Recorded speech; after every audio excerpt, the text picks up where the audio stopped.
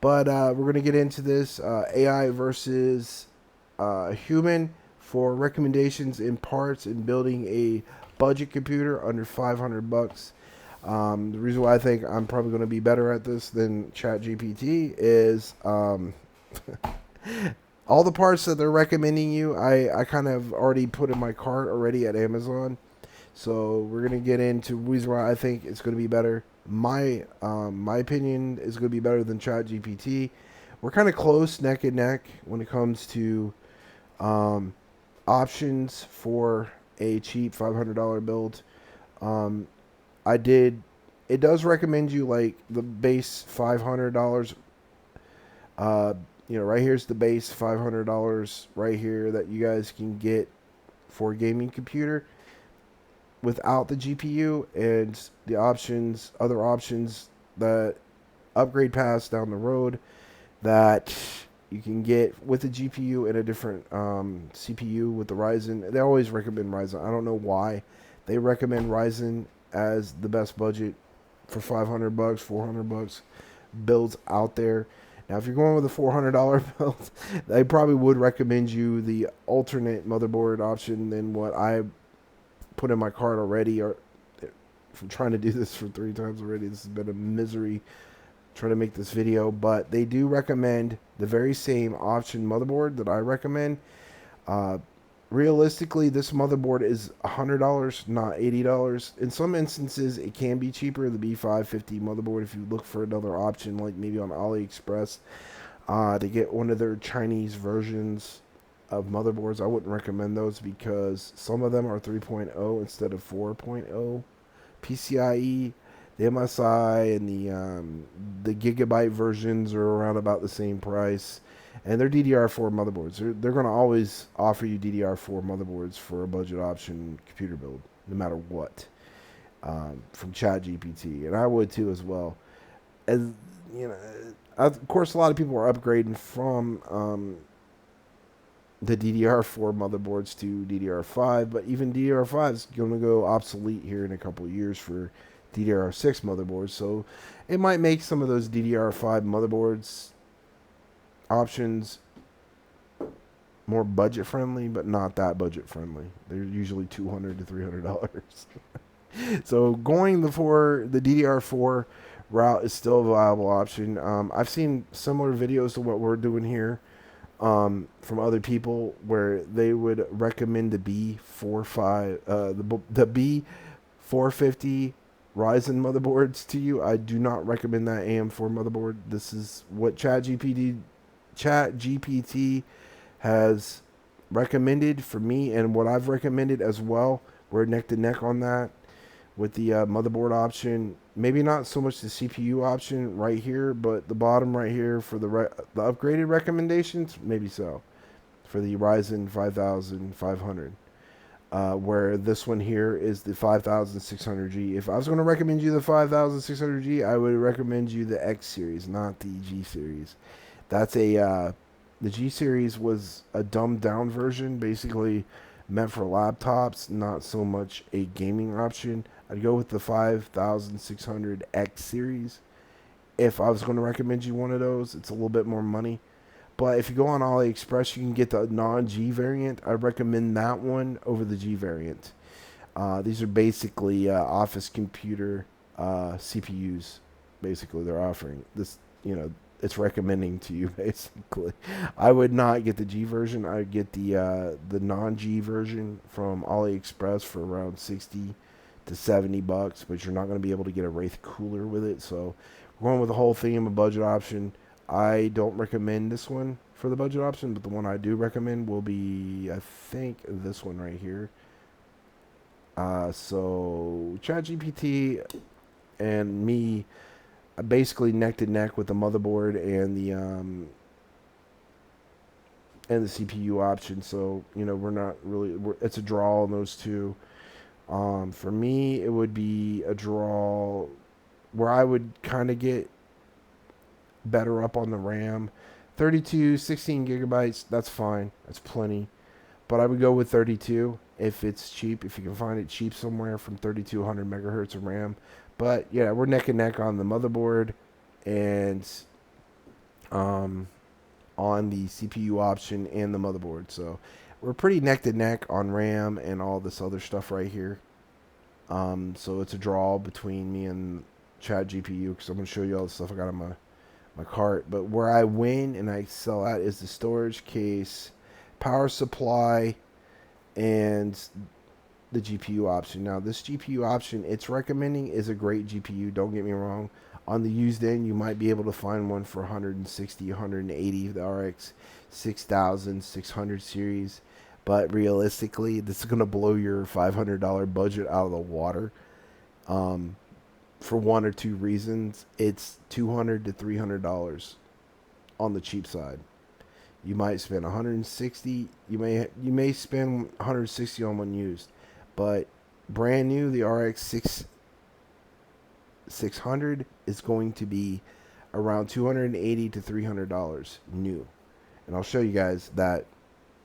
This is a recommended option I already had in my Amazon cart, guys. Actually, it's cheaper than what the estimates that ChatGPT was offering you guys. It was around $80 for the Ryzen 5500, and the 5600 is going to be way more money. So the ChatGPT and us got it right dead even. So that was a draw on that front. It was a draw. You know what I mean?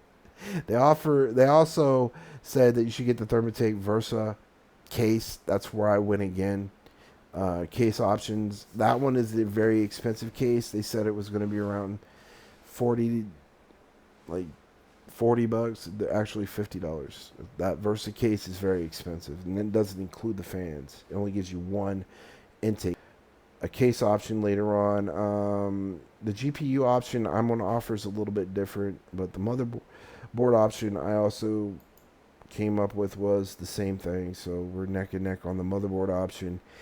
Just be very careful with the B550 motherboards, guys. If you get one that's on AliExpress, make sure it says 4.0 PCIe in it, because some of the newer cards like the RX 6600, it's recommending for you guys, and the graphics card I'm going to recommend to you guys, it's the reason why I'm going to win on this recommendation from compared to ChatGPT, is I'm going to offer you guys a really cheap graphics card that will pair very well with this 4.0 PCI lean motherboard from MSI, which is the B550 motherboard. You can also go up to the 660, the B660 motherboard as well. They're kind of cheap too. You can find them on the cheap with a 4.0 PCIe Express lane. So we're pretty much matched on the motherboards between ChatGPT and me. I already made this pre-list before I ever asked ChatGPT this crap.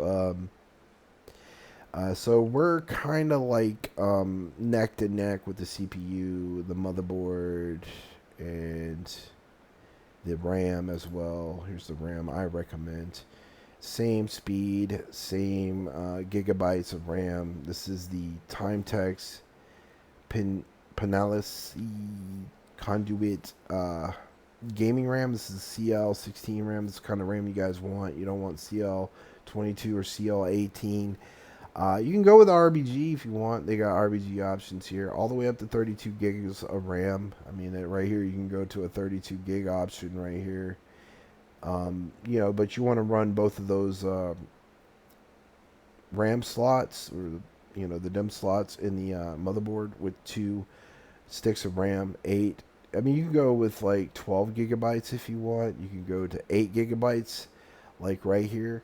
But make sure it is 2 slotted 4 gigabyte sticks to get 8 gigabytes. You want to occupy both of those slots. You know what I mean? I don't know. You can put about 4 of these like 8 gig sticks of this RAM. You can buy 2 of these kits to occupy all 4 of those slots up on that motherboard, that B550 motherboard, and kit and caboodle 64 gigabyte kits. I mean, you go up to 64. They give you the 4 sticks already for $98. So you can get 4 sticks of this stuff, or you can just buy 2 of these kits and get 64 gigabytes of RAM in that motherboard. That motherboard will take 64 gigabytes, or you can go with 32 gigabytes, which is probably 2 16 gig sticks of RAM. I think that's what it is. It might be, I don't know, but get 4 of them too, and you know, you can go up to that much with it. So this kit here is pretty cheap. It's around $29. I recommend this kit. I've already used this kit in another build I did for a giveaway for 3200 megabytes of RAM, megahertz of RAM. Sorry, at CL16 latency. So it's a really good kit. So we're pretty much now where I win with the storage. This is my own opinion. The reason why I win with the storage over ChatGPT's uh, recommendation, which is the crucial M.2 third generation NVMe hard drive, is because this is cheaper. This is good stuff. This Team Group is 32 nano flash stuff. It's great. It works fine. It may not be as higher as the right speed of the crucial one that they wanted you to get, which is the 1 terabyte option. If you had to get that one with this build that I'm recommending to you, you're going to blow out your budget majorly with that same graphics card they're offering you as well over there, which is around $200 at the cheapest. Of course, they said 160 to 180. That's like used prices, buddy. Brand new, the 6600 RX cards go for around 280 and up. 219 at its cheapest. So you're going to blow your budget out to be about $600 if you go with that option for a graphics card and storage. I would go with the 512 gigabyte storage that I'm showing you here, guys, because my recommendation for this and my ideology behind this is go with a smaller boot drive first, and then add storage to, an extra storage drive to your computer case, because most computer cases have slots, 2 slots on the computer case to put 2 hard drives, extra hard drives if you need to, SSD or HDD hard drive. You can get an extra storage drive up to 1 all the way up to 4 terabytes, either in an SSD and a HDD hard drive. Okay, the next option I'm going to recommend to you for a computer case. But remember, when you get this computer case, guys, this is a very cheap computer case. It does have USB 3.0 in the front and 2.0 in the front, with a headphone and mic jack in the front, with a reset switch and a power switch in the front. It will work with a micro ATX motherboard that we just showed you, which is the B550. So this gives me another point over ChatGPT's recommendation of a Thermaltake Versa case. Those Antec Versa cases are almost $50 compared to this one is $32. But the only downside about this, you will have to add a rear exhaust fan. But you already have the CPU cooler with the CPU already when you buy the 5500 CPU.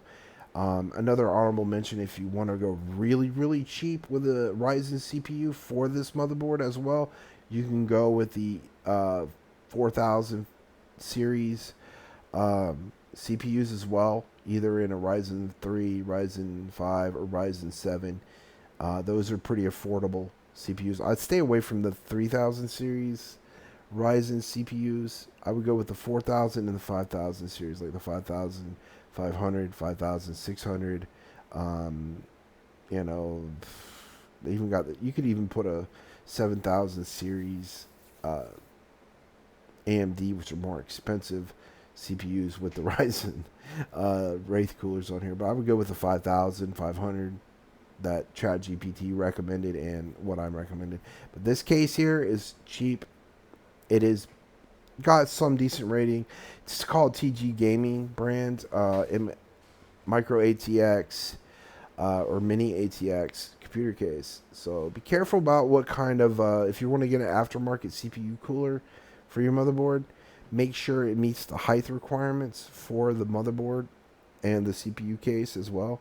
It should say basically a 135 millimeter CPU cooler is the height that you can get away with, and 120 millimeter fans either for the front of the case or for the CPU cooler as well, and an 80 millimeter fan in the back. It says 88 millimeter, but you can get a 92 millimeter fan in the back of these. I've built these before, and I've used the fan that I want to recommend. Also, to keep that in mind, make sure your graphics card meets the length requirement as well. The graphics card that I'm recommending to you guys will meet the length requirement for this build. Guys, the fan that I recommend for this build are the Thermaltake fans. I will always recommend these. You can get these either in RGB, white, or black. This one is the black version. They're $7. And remember, these will also you'll be able to clip these into the to the bigger fans, like the 120 millimeter fans as well. You can put this on the back of that case that I just showed you as the exhaust fan, and you can get like, but you will need this fan for that case, so that's why I threw this in, and it's kind of put the budget over $500 to 513. But I highly recommend you get one of these little Thermaltake fans, and then you can like daisy chain the bigger 120 millimeter fans together for the front of the case and to the rear of the case as well whenever you install this into your motherboard's CPU fan header. So guys, the next option, ChatGPT did recommend a Thermaltake 500 watt power supply. It's a bad idea using a 500 watt power supply with an 8 gigabyte GPU. It will burn up your computer quicker and degrade your computer quicker. So I recommend this one, and this is a point for me over ChatGPT. They recommended you the 500 watt power supply. I'm going to recommend you guys the 700 watt Thermaltake power supply, and you're still going to be within your budget of $500 with this power supply. I would honorable mentions of power supplies I would recommend. This was already in my cart. Would be the Ares Gaming 650 watt power supply, 80 plus bronze. Power supplies are really good. I've used them in other builds. MSI 600 watt power supplies work really well. They sell them on here as well. Corsair, and what else? That's probably about it really I can recommend right now. There's other brands like Seasonic and Micro Center and shit like that out there. So I recommend this one. This is the Thermaltake 700 watt power supply. So we got another point, guys, on the board. They recommended you the 500 watt power supply from Thermaltake. I recommend you the 700 watt power supply from Thermaltake, guys, for one of two reasons. The 500 watt power supply they recommended for you and the upgrade options for the GPU can't handle the power outtake of that 6600 RX GPU from AMD, or the GPU that I'm gonna basically recommend to you, and we're gonna get another point for that. So we got another point on the board, guys. So we're beating ChatGPT. I think we had three draws, and we got 3 on the board for me for power supply option and case and storage option. So we're pretty neck to neck right now. So, but I'm going to blow it out of the water, guys, for the GPU option for this build. That will basically sink the win for me, guys. Who's smarter, AI or a computer builder like me for this build, guys? And on top of that, I'm going to put the caveat on that and sweet chin music this build for me, because I'm going to show you guys their option was like, you can get Windows 11, but it didn't specify how to do it. I'm going to get you free Windows 11, show you how to do it. I'm going to give you all the links to what I'm going to show you guys when you get free Windows 11. So you also got to add the cost of Windows 11 too. Is going to be around $100 if you got to buy it on a USB drive too. The RX 6600 is not a cheap graphics card, guys. This on the new, it's $231. That's not an RX 6600. So I mean, yeah, you could use these. The RX 6500s are okay, I guess. They're only 4 gigabytes though, so you'll be lacking in gaming performance. Here's another one. This is the cheapest one I could find, which is $219. So if you go with the ARC card, you're not going to blow out your budget. But if you go with this card, you're blowing your budget out to $600 with the 1 terabyte crucial storage drive, CPU, case that ChatGPT recommends you. I mean, you can even go cheaper with the ARC A380 cards in this. As long as you got a 4.0 express lane and a 500 watt power supply, it should work too. It's a little bit cheaper, but it's 6 gigabytes over 4 gigabytes like the RX 6500. But yeah, there's no way that an RX 6600, unless it's used, is at the base level of 160 to 180 bucks. Realistically, brand new, they're going to be around 200 to 300 bucks. So we're at the Windows 11 creation tool, guys, from Windows 11. So if you had to buy Windows 11 on Amazon, it's around 100 bucks. That's just for home, not Pro. So we're going to give you a workaround that to where instead of paying 100 bucks, you're going to be only spending around $32 for this. First, you will need a USB flash drive or thumb drive that is at least 8 gigabytes or up, like a 64 gigabyte or 8 gigabyte USB flash drive will be perfect to download this. Make sure you format it before you do this. What you go down here to the Windows 11 Media Creation Tool. Then you download that to your computer. You got to do this on another computer. You can't use the computer that you're using this to download it on because it won't work. So you use another computer to download this on the USB drive, either 8 gig or 64 gigabytes. You really don't need a terabyte to do this with a flash drive.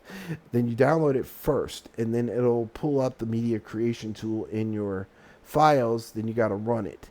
When you run it, it gives you the option to either put it on a CD or a USB drive. You plug in the drive when you click that option, and it should automatically download it to that thumb drive. Once you got that thumb drive built, y'all, take it out of the other computer that you're going to do this with, and you build your computer already.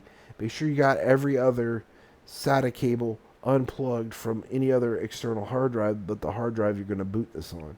If you're going to put this on your M.2 to boot it on, make sure you got every other hard drive unplugged before you do this. That makes it easier for you to download this. And if your motherboard hasn't been flashed with the drivers already, you may need another thumb drive and download the drivers for that motherboard, because once you put this in and you can't find the hard drive that you want to add the Windows 11 to, you'll also need to find the Intel media tool in those drives in order to install the drivers with that to find the hard drives in the motherboard, sort of like flashing the motherboard. Make sure you get a flash motherboard before you do this, guys, or it could be a pain in the butt to download Windows 11 to that new motherboard. But once you do that step and you plug it into your new computer motherboard, it should download it automatically, and you can find the drive that you want to put it on in your systems. And once you do that and you download the Windows 11 to that hard drive, then you go over to another website called GVG Mall. Now over here, I'll leave all the relative links to what I'm showing you guys in the description of this video. You want to go over here, guys, and first you got to sign into an account. Sign up for an account. And once you do that, you can buy one of these Windows activation keys. You can run Windows 11 without an activation key, but you're limited to what you can do. And I would go with Windows 11 Pro. First, when you download that and you go through the process of going through the Windows 11 after you download it onto your computer, I would go to World. That way it kind of takes all the bloatware out, and it gives you an option of Windows 11 Home or Pro. I go with the Pro. The Pro version is the best version. And then once you do that, it should give you, once you go through the steps, you got to have internet, though, if you're going to do this, and Wi-Fi or whatever, to proceed with the steps. Then once you do that, you have a unactivated free version of Windows 11. You can use it, download. You can go to download your Chrome browser, go to your YouTube, and you can do everything, browsing, gaming, whatever you want. But it limits you access to certain things with Windows 11 unless you activate it. And this is where this GVG Mall comes in handy to get your activation key. You basically buy it. It should have like a little mailbox. You click it, and it gives you your activation code. Then you go over here and left click. Say we went in there, we saw the activation code. You left click it and hold it over that code, and then right click it, copy, and then go over here. Say this is your system's settings. I'll show you how to do that in a minute, and then you just drop that in there by right-clicking it first, and then pasting it into that Windows 11 activation spot on your computer, which is usually in your systems. You gotta go over here to your Windows icon, right-click it, go to Systems, change product key, activation key, and then you basically hit it. Or if you want to change it, it'll give you an option where it opens it up, and then you paste it in there. When you copy it from GBGMall and you just paste it in there, it's as easy as that, guys. Easy as that. You go over here to your systems, guys, and then you click. What you want to do is you want to right click your Windows icon key for your new computer, and it brings up your system settings and stuff like that. And then you want to go to systems and find activation. Once you do that, it'll give you the option of changing your product key or activate it. I've already got it activated, but once you click that, it'll open up a little tab where you could paste something in it. So when you copy the code from GBGMall, you left click it, then right click and copy it. You come over here with this little bar opens up, and then you left click it, you right click it, and it gives you the option to paste it in there. You paste it in there, and then you basically hit enter, and it should activate your Windows 11. And it's that easy, guys. It's not rocket science. And that's it, guys. That's all I got for you for this video, guys. If you found this video helpful, I win, because I also throw in a sorta free Windows activation and Windows download for you as well, how to download it into your computer as well. I win again. I've went over. I got 2 more extra points, so I'm smarter than the average Chat GPT AI when it comes to building computers or recommending you free stuff. And but we're pretty neck to neck. I kind of went over the threshold with the graphics card and the storage, and with the power supply and the free Windows activation key. And I might have went way over ChatGPT on recommendations on how to do this stuff and build your computer under probably $530. I kind of went over the budget because the Windows activation key is going to cost you money. So we're around 540 bucks, something like that, I guess. Okay. Take it easy, guys. If you like this video, let me know in the comment section down below. Love you. Hit the like, share, and subscribe. This has been your old pal Hondo. Hondo out.